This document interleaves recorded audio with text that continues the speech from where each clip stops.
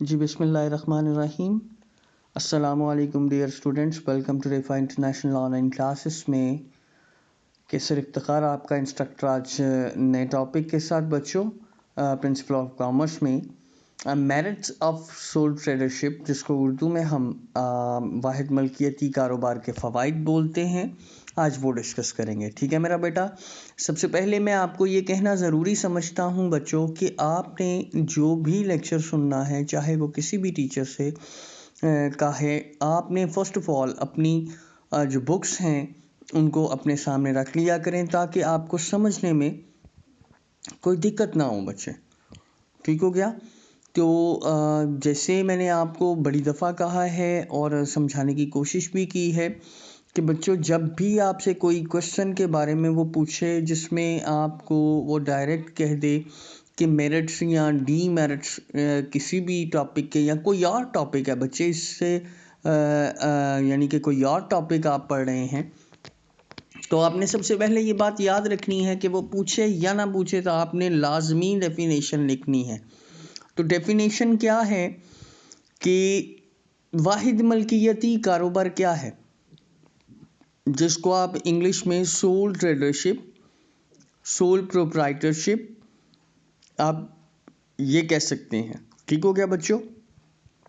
तो अगर मैं इसको डिफाइन करूं तो किस तरीके से कर सकता हूं, आपके वेरी फर्स्ट में जहां से ये चैप्टर शुरू होता है वहां पर आपको इसकी डेफिनेशन के बारे में बता दिया गया है कि एक ऐसा कारोबार जो कि एक सिंगल ऑनर की मलकियत में हो और उसके तमाम तर मामलात भी एक सिंगल पर्सन चलाए, उसको आप वाहिद मलकियती कारोबार या सोल ट्रेडरशिप बोलते हैं। एक दफ़ा मैं फिर कह दूं कि एक ऐसा बिजनेस जो एक ही पर्सन उसको ऑन करे और एक ही पर्सन उसके तमाम तर मामलात जो हैं, बिजनेस की एक्टिविटीज़ हैं, वो परफॉर्म करे।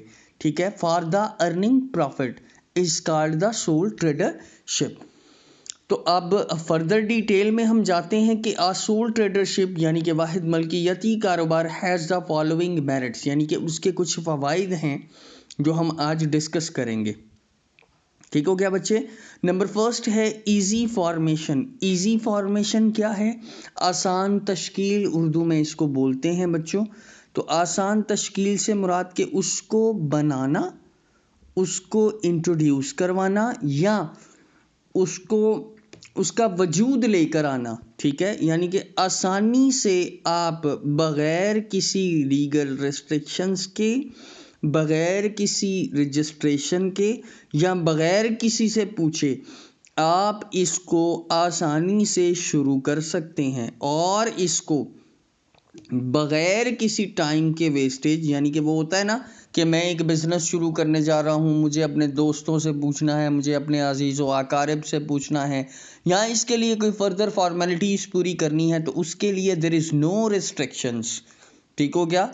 There are no restrictions about the formation of this type of the business, यानी कि इस तरह के बिजनेस के लिए आपको कोई लीगल फॉर्मेलिटी या कोई लीगल तौर पर आपको कोई रजिस्ट्रेशन की ज़रूरत नहीं पड़ती बच्चों। जब चाहो, जिस टाइम चाहो और जिस यानी कि जब आपका दिल करे आप इसको आसानी से बिज़नेस को शुरू भी कर सकते हैं और इसको वाइंड अप भी कर सकते हैं। ठीक हो गया बच्चे।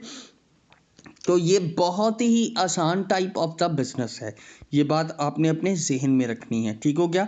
बाकी आप इसको मेरी बातों को सामने रखें, सुने और अपने टॉपिक को सामने रखेंगे तो आपका एक इंशाल्लाह ताला अच्छे तरीके से आपको याद हो जाएगा। ठीक है। उसके बाद है ज़ाती मुफाद, इंग्लिश में पर्सनल इंटरेस्ट बोलेंगे। तो पर्सनल इंटरेस्ट के अंदर क्या है कि एक होता है मुफाद। क्या है? देखें, मुझे पता है, मैंने अब मेरा अपना ज़ाती बिज़नेस है और मैं अपना कीन इंटरेस्ट यानी कि एक मुकम्मल, यानी कि इसके अंदर अपनी डिवोशंस लेकर आऊँगा। मैं अपने उसके बिज़नेस के मामलात को अकेला अच्छे तरीके से निभाऊँगा ताकि मुझे पता हो कि मैंने ही इसका तमाम तर मामलात को देखना है। देखो, कीन इंटरेस्ट में ये आ जाता है कि मुकम्मल एतमाद, यानी कि मुकम्मल एक आप कह लें कि मुझे इंटरेस्ट होता है, या किसी पर्सन जो इसको शुरू करने जा रहा है उसको मुकम्मल उसका इंटरेस्ट है इसके ऊपर कि वो तमाम तर जो नफ़ा और नुकसान का वो ही ज़िम्मेदार है। तो लिहाजा वो अपनी तमाम तर जो डिवोशंस हैं, अपनी तमाम तर जितनी भी यानी कि कोशिशें हैं, वो तमाम तर अच्छे तरीके से अपने बिज़नेस को देगा, ताकि उसको कोई नुकसान ना हो। तो वो अपनी फुल एनर्जी देगा उसकी कामयाबी में अपने बिज़नेस की। ठीक हो गया बच्चों? उसके बाद है नंबर थर्ड पॉइंट पे क्विक डिसीजंस, यानी कि जल्द फैसले मुराद ये हैं, देखो मैं अगर एक बिज़नेस शुरू किया है ना, मैं कोई एक बता देता हूँ कि कोई पर्सन है जिसने अपनी परचून की दुकान खोली है, जिसको आप रिटेल शॉप बोलते हो, तो वो यही कहेगा कि मैं अपने बिज़नेस को अच्छे तरीके से लेकर चलूँ।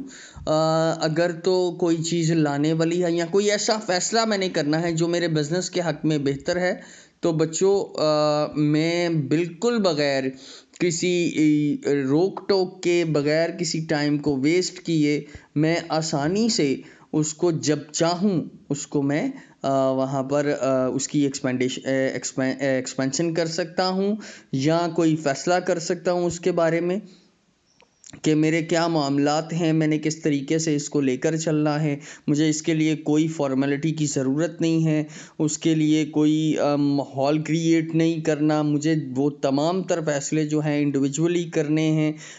उसकी जो कोई फ़ॉर्मेलिटी है उसके लिए वो पूरा नहीं करना, जब चाहूँ मैं उसके लिए डिसीजन कर सकता हूँ। वो क्या हो सकता है? हाँ, हो सकता है कि मैं अपने बिज़नेस को एक्सपैंड करना चाहता हूँ।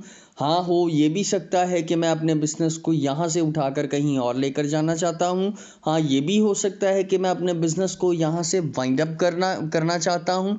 तो मुझे इस तरह के फ़ैसले के लिए किसी भी किस्म की रोकथाम या रुकावट नहीं होगी। ठीक हो गया बच्चों?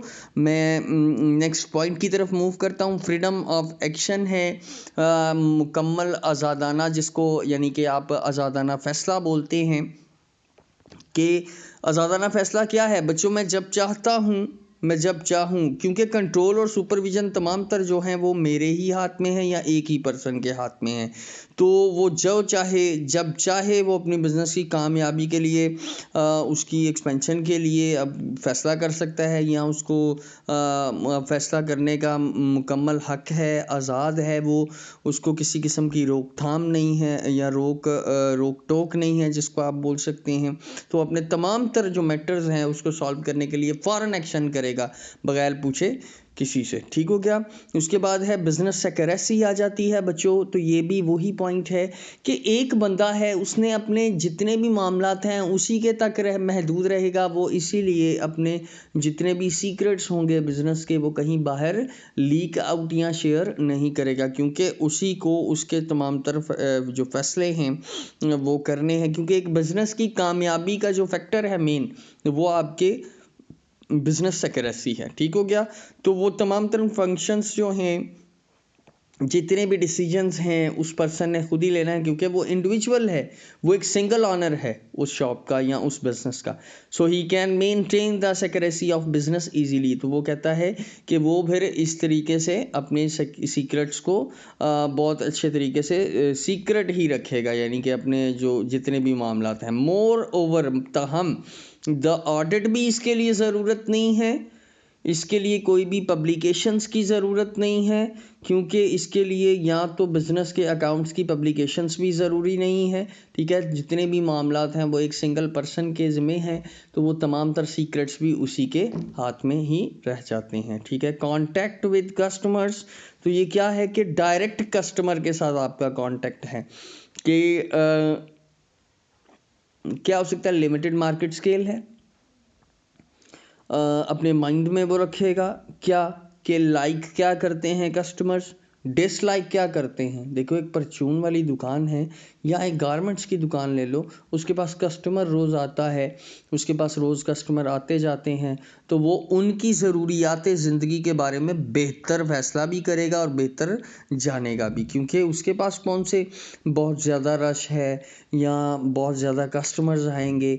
ज़्यादातर ये सोसाइटीज़ के अंदर हैं, इसका एरियाज़ भी लिमिटेड ही होते हैं, तो वो डिसलाइकिंग और लाइकिंग को मद्देनज़र रखेगा, उनकी डिमांड के मुताबिक लेकर चलेगा। जो सोल ट्रेडर जो प्रोड्यूस करेगा वो गुड्स जो भी है according to the demand of the customers, तो वो अपने कस्टमर्स की डिमांड के मुताबिक ही उसकी अपनी चीज़ों को, जो प्रोडक्ट्स को है, वो भी प्रोड्यूस करेगा। ठीक हो गया बच्चे? उसके बाद है पर्सनल रिलेशनशिप्स क्या हैं कि in sole proprietorship, sole proprietor has personal relations with the workers because number of workers is limited and he can directly interact with the workers। यानी कि इसमें ये हो गया ना कि अगर एक बंदे का कोई बिजनेस चल रहा है तो उसको पता है मेरे बिजनेस के अंदर 4-5 लोग हैं, तो उन 4-5 लोगों को भी पता है कि हमने डायरेक्ट जो हमारा चैनल है वो हमारा बॉस ही है, क्योंकि he is the single owner of the business. ठीक हो गया? तो इसीलिए उसका डायरेक्ट रिलेशनशिप है अपने वर्कर्स के साथ, तो वो अपने उनकी प्रॉब्लम्स को भी अच्छे तरीके से लेकर चलेगा, सॉल्व करेगा और उनके साथ उनका यानी कि बेस्ट इंटरेस्ट के तौर पर उनके साथ काम करेगा।